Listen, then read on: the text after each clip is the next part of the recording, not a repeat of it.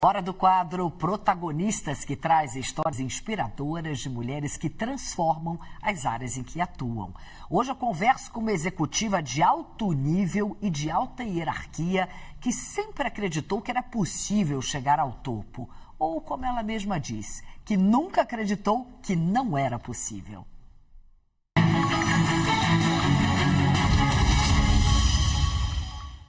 A protagonista de hoje é Priscila Larran, presidente da Microsoft Brasil. Ela lidera a operação brasileira de uma das empresas mais influentes do mundo num momento decisivo para a tecnologia. Com mais de 25 anos de trajetória na indústria de tecnologia, com passagens pelo Brasil, Estados Unidos e Argentina, Priscila construiu uma carreira marcada por inovação, estratégia e liderança. À frente da Microsoft Brasil desde janeiro de 2025, sua missão é muito clara: impulsionar a transformação digital do país, colocando a inteligência artificial e a computação em nuvem a serviço do crescimento econômico e inclusivo. Priscila, muito obrigada por ter aceitado o nosso convite. É um prazer ter você aqui nessa cadeira ao meu lado. Prazer estar aqui. Obrigada pelo convite, Cris. Obrigada a você. Minha primeira pergunta é sempre a mesma para todas vocês. Quem é Priscila Larran? Como você se define? É muito interessante. Na verdade, eu sou mulher, filha, amiga, esposa e uma pessoa que acredita que a gente está nessa vida para progredir. Acho que o mais importante para mim é ser sempre um ser humano que pense em como que a gente vai progredir e ser feliz. Esse me define, eu acho que de uma certa forma. Você começou na Microsoft, a sua trajetória, depois você saiu, depois você voltou. Em que momento você percebeu: eu posso subir e virar aqui a líder disso tudo? Teve isso? Teve esse momento. Eu acho que quando eu saí da Microsoft, é interessante porque quando você trabalha muitos anos numa empresa, você vai aprendendo as coisas, mas nem sempre você olha e fala: tudo que eu tenho na mochila, tudo que eu realmente tenho de conhecimento, ou que impacto que eu posso ter, né? E às vezes a gente, como mulher, subvaloriza tudo que a gente tem de preparação, né? Então, quando eu saí da Microsoft e fui trabalhar no Meta, eu acho que eu me dei conta do que tinha na minha mochila. E como a Microsoft estava um pouco atrás de mim para voltar para a empresa, quando eu voltei, eu tive a ideia de falar: eu voltaria, desde que eu tenha a chance de sentar nessa cadeira, de ser a líder da Microsoft no meu país. Porque para mim não funcionava ser na Colômbia, no México, funcionava ser no país, porque eu queria muito ajudar na jornada de fazer o Brasil mais competitivo.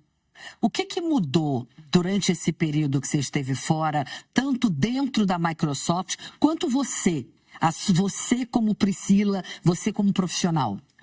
Eu acho que dentro da Microsoft era um momento muito especial porque era o começo da jornada do Satya e ele estava fazendo uma mudança cultural muito grande na empresa. Então eu também tinha um pouco de vontade de voltar e participar dessa transformação. E eu, internamente, acho que me dei conta do quanto, para mim, o impacto na sociedade, como tecnologia pode ser transformadora na vida das pessoas. E a Microsoft é uma empresa muito completa, não só em portfólio de produtos, mas também no impacto que a gente pode ter, os investimentos que a gente faz nos países onde a gente está. Então começou a soar para mim: eu acho que nessa empresa eu posso fazer a diferença. Porque uma coisa é você ser Priscila, outra coisa é você ser Priscila @Microsoft, me dá um poder de contribuir que é muito especial, né? Então acho que essa transformação que aconteceu no período que eu estava fora. E essa volta foi quando? Em que ano você voltou para a Microsoft? 2017. 2017. Quase 10 anos. Quase 10 anos. Você passou por Brasil, Estados Unidos e Argentina. O que essa vivência nesses 3 países te trouxe como líder, como estratégia para a liderança? Eu acho que são 2 momentos bem diferentes. Quando eu fui morar nos Estados Unidos, eu acho que eu ainda estava num período da minha carreira que eu ainda não estava numa posição de liderança de pessoas. Mas você foi para os Estados Unidos em qual empresa? Microsoft. Pela Microsoft. E a Argentina também foi Microsoft. Em 2010 eu fui para os Estados Unidos e acho que era muito uma experiência de me provar para mim mesma, né? Quem sou eu? Que tipo de conhecimento eu tenho? Como é que eu aporto valor? Que coisas eu quero aprender? Então, eu acho que ali foi uma experiência de viver um ambiente completamente diferente e falar: nossa, não é que tem pontos que se conectam da minha experiência no Brasil com o que eu vejo nos Estados Unidos, com o que eu vi em outros países, porque a minha posição tinha um pouco de leitura de como o consumidor se comportava em diferentes países, né? Então eu fui para um período específico olhando para um projeto especial. Quando eu fui para a Argentina, eu fui numa posição de liderança. Então, e é muito interessante, porque era uma posição de liderança num segmento que eu não conhecia tão bem, que era o segmento de varejo. Num país que eu não conhecia bem, que é a Argentina. Então, eu não conhecia o mercado de varejo na Argentina e nem falava espanhol. Então, eu cheguei lá... Muito desafio, Muito desafio. E era a primeira vez que eu reportava para um presidente de empresa, que também é outra liga, desafio, né, na com verdade. certeza. Então, quando eu cheguei, eu me dei conta que para conseguir entregar o que os clientes esperavam, eu precisava falar a língua, eu precisava contar com aquelas pessoas, porque eu não tinha conhecimento do mercado e eu tinha que acelerar meu conhecimento do mercado, né? Só que tudo isso você pode fazer pensando, eu vou fazer, ou como eu faço isso através destas pessoas que conhecem o mercado, que têm uma expertise. Então, eu me esforcei muito. Em 3 meses eu aprendi espanhol, porque eu estudava 2 horas por dia. Para mim era muito importante falar a língua do cliente, ter essa relação com ele. Mas eu podia contar com esse time. Então, foi a primeira vez que, de verdade, me caiu a ficha de que não preciso saber tudo. Simplesmente eu tenho que estar num grupo de pessoas que conseguem responder a todas as perguntas, né? Ou que conseguem refletir sobre todos os assuntos. E aí eu acho que isso me moldou muito como líder. Porque a partir de então, eu nunca mais achei que saber tudo era uma vantagem. É uma desvantagem. Porque aí você quer fazer do seu jeito. E quando você não sabe tudo, você conta com todas as pessoas ao seu redor. Interessantíssimo isso que você traz. Priscila, inteligência artificial é uma revolução, a Microsoft está no centro dessa revolução. O Brasil está preparado para isso, para uma transformação tão poderosa? Na minha opinião, a maior revolução que a gente viveu e viverá na nossa história, pelo menos. Tem gente que acha que é maior que a Revolução Industrial, enfim. Vamos ver, né? Veremos. Mas eu acho que realmente é uma transformação social, porque ela impacta a forma como a gente não só vai trabalhar, como a gente vai viver e que tipo de coisas a gente pode fazer, né? Eu e a Microsoft, eu acredito na mesma coisa, que a inteligência artificial vai expandir a capacidade humana. Mas para expandir a capacidade humana, a gente precisa garantir que as pessoas têm acesso e que elas estão capacitadas. Então, acho que esses são os 2 pontos importantes para o Brasil. É que a gente realmente faça a capacitação da força de trabalho atual e da nova força de trabalho e que também a gente garanta o acesso. Então, para a gente, quando a gente lançou o Copilot numa versão gratuita, era exatamente a intenção de democratizar o uso da inteligência artificial. Eu brinco que é igual com musculação. Quanto mais você usa, mais inteligente você fica. Porque você vai fazendo outras perguntas. Mais você sente necessidade de usar. Exatamente. E eu acho que tem 2 componentes que a gente olha para a inteligência artificial. Como é que eu subo o nível de inteligência de uma empresa, um cliente nosso, ou de um país, e como eu faço isso com confiança. Confiabilidade é um tema muito importante em inteligência artificial. A responsabilidade em IA que todo mundo fala quando todo mundo estiver usando e quando isso estiver permeando a sua vida, a parte de confiança e responsabilidade é muito importante. Então, a gente olha para isso. Eu sou uma apaixonada pelo tema. Eu acredito que vai realmente revolucionar a forma como a gente vive, como a gente pensa nas coisas. Mas eu acho que tem um ponto muito interessante aí nessa questão, que isso é bom ou não para o Brasil? Então, se a gente conseguir fazer a capacitação e a democratização, eu acho que isso é muito bom para o Brasil. Eu sempre gosto de usar o exemplo do técnico de geladeira. Eventualmente, o técnico de geladeira nos Estados Unidos foi mais bem treinado do que o técnico de geladeira no Brasil. Eventualmente.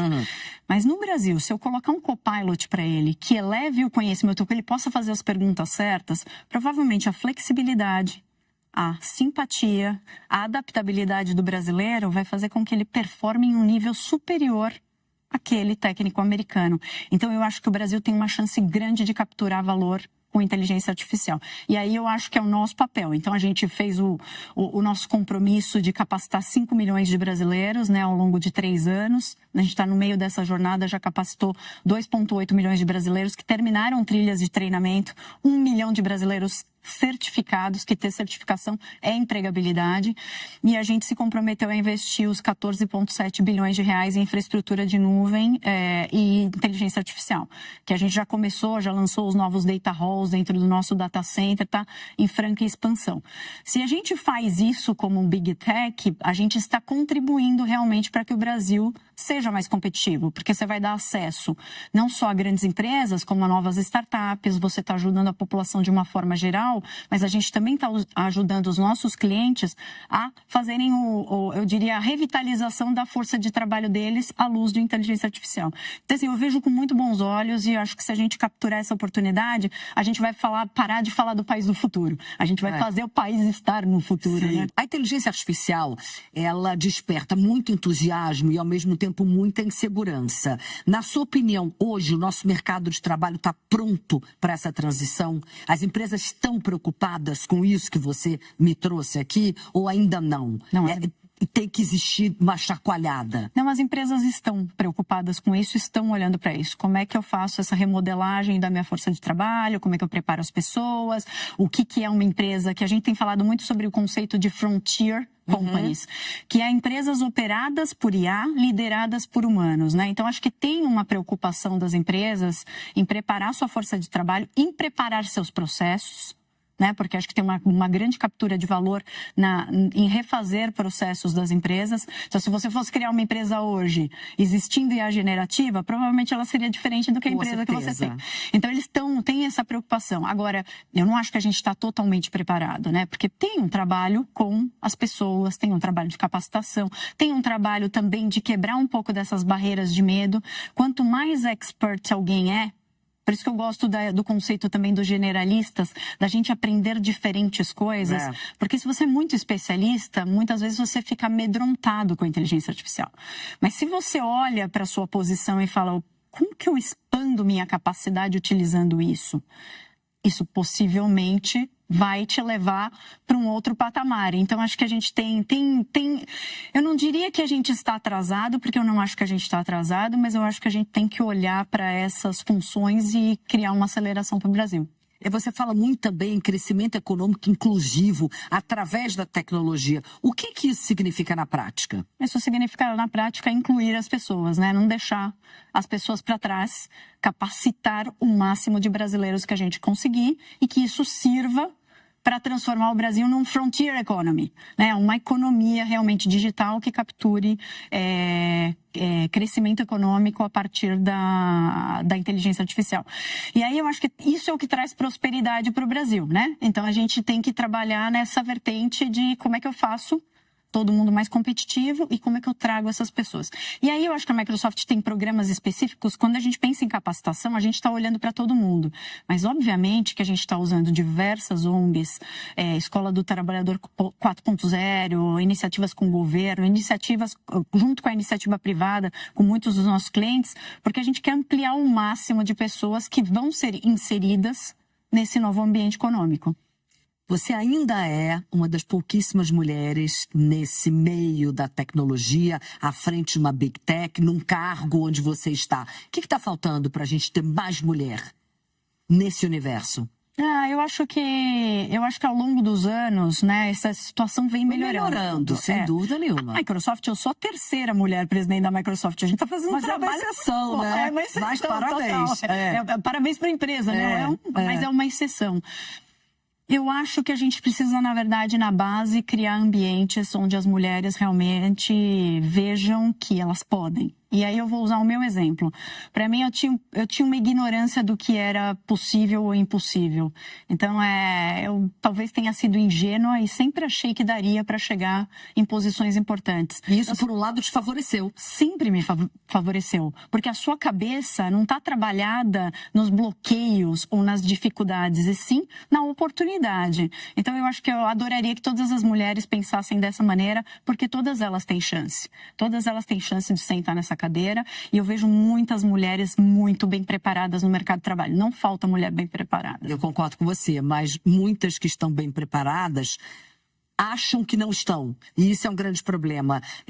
Autoestima da mulher, como trabalhar isso? Se eu tivesse que dar um conselho para quem está aqui nos acompanhando, que olha para você, você é uma referência, gostaria de chegar num cargo perto do seu, parecido com o seu, em alta liderança mesmo, o que você diria?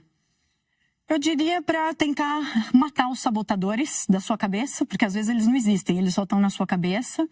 Se você tiver com medo, vai com medo mesmo, né? Porque coragem é ir com medo mesmo. E se você acha que não está preparado... coragem não é o oposto de medo. Não. E se você não acha que está preparado, ainda assim tente, porque tem um monte de gente despreparada que fala, que quer, e aí vai. E eu acho que normalmente são homens, né? Normalmente são homens. Não queria falar, mas já que você falou. Mas eu acho que a outra coisa é declare suas intenções. Eu vou usar meu próprio exemplo. Obviamente que em 2017, quando eu falei, tá bom, eu voltaria para a Microsoft, mas eu tenho chance de sentar na cadeira de presidente da Microsoft no Brasil? Me disseram sim. Eu falei, e vocês vão me ajudar a me preparar para isso? Porque se preparar é ir para as posições corretas, é ter os treinamentos corretos, é receber o feedback, é ter os sponsors. E me disseram sim. Esta parte, o sim de eu tenho chance de chegar lá, ele é um sim vago e vazio. Sim. O sim de vou investir em você, esse sim é real, porque você consegue olhar se ele está acontecendo. Ele era o sim mais importante. Agora, qual era o risco? Eu poderia não ter chegado nessa posição, e eu sabia disso. E alguém ia dizer, nossa, a Priscila sempre quis ser presidente da Microsoft Brasil e está tantos anos na empresa e não fez, que são sabotadores, são aqueles comentários. Eu sabia que isso poderia acontecer. Mas ainda assim, declarar as minhas intenções e fazer todo mundo comprometido com isso no desenvolvimento, eu sabia que ia me levar para ser presidente de alguma empresa. E, preferencialmente, eu queria a Microsoft. Então, eu diria que declare suas intenções, mesmo que isso tenha um grau de risco de depois alguém te criticar no futuro. Mas não importa, você vai chegar melhor se você declarar e conseguir os passos, sabe? Você sabe que eu concordo com você plenamente. Eu já passei por uma situação como essa, numa reunião com vários profissionais e o líder da empresa perguntando o que vocês querem fazer e tal. E eu falei, eu não sei se você imagina isso para mim, mas eu adoraria ser correspondente. E ele falou internacional. E ele falou exatamente isso. Eu preciso saber que você quer, porque eu só vou pensar em você se você, ou é mais fácil que eu pense em você se eu souber que é algo que você queira. E além, isso que você disse é muito interessante, não só dizer que você quer, como pedir ajuda. Exato. O que eu posso fazer para melhorar? Como é que vocês podem me ajudar a chegar lá onde eu pretendo chegar? A minha vaga anterior a essa, eu gerenciava um grupo de clientes que são ISVs, que são empresas de software. E eu gerenciava este grupo para Américas, onde 95% do negócio é Estados Unidos. Era Canadá, Estados Unidos e América Latina. Mas 95% do negócio era Estados Unidos. Chance de uma brasileira realmente pegar essa posição. E eu não queria sair do Brasil. Eu sou brasileiríssima, eu já morei fora, eu gosto do Brasil. Teria poucas chances. Mas como eu estava num momento de preparação e eu falava, essa vaga vai me ajudar a me preparar, se eu tiver relação com esses CEOs de empresas globais, grandes, americanas. Isso me ajuda a mostrar que eu tenho capacidade, rapport para construir com presidentes de grandes empresas no Brasil e ser a líder da Microsoft Brasil?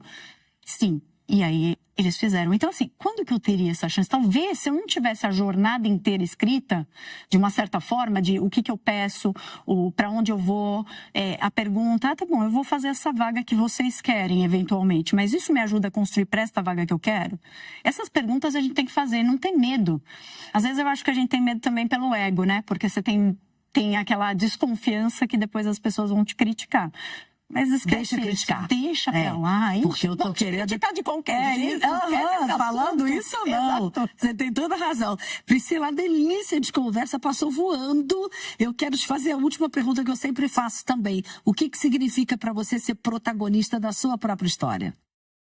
Acho que é ter liberdade, sabia? Eu venho de uma família de classe média e eu acho que uma das primeiras coisas que estavam na minha cabeça, eu queria ter impacto, mas eu queria ter autonomia financeira.